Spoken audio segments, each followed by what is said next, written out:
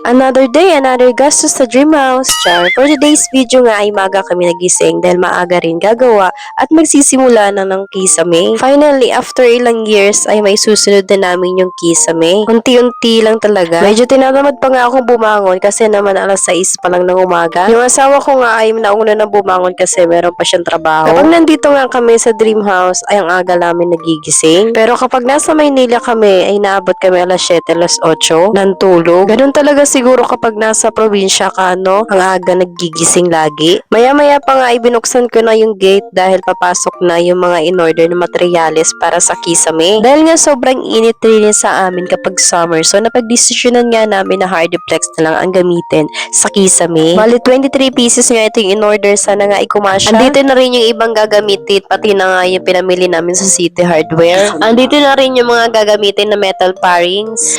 Ayan, sana kumasya rin ito. So, ito na nga, pinauna nga namin dito sa aming kwarto. At pinalagyan na rin nga namin din ng abang ng saksakan para kung sakaling mag-aircon. Lalo na nga ngayong summer, grabe, sobrang init talaga din eh. Pero abang-abang lang muna yan. Wala pa si aircon. Habang may gumagawa nga, nagsisimula na rin ako magluto ng pananghalian namin. Tinola nga palang lulutuin ko, kumuha na ako ng malunggay sa likod at papaya. Maya-maya pa nga ay dumating yung aming mga bisita. Galing pa yan silang Manila at pumunta sila dito para banghingi ng mga gulay. At dahil nga papaya at malunggay lang yung pwedeng makuhang gulay, yun lamang yung kanilang nakuha. Kinagabihan nga bago kayo matulog ay mag-unboxing muna kami. Bale, ito nga yung mga in-order namin sa online na gagamitin para sa kisame. At dahil nga medyo namahalan kami sa City Hardware, kaya sa online na lamang kami tumingin at bumili nito ceiling lights. Bale, dalawa nga yung in-order namin at para ito dito sa hallway.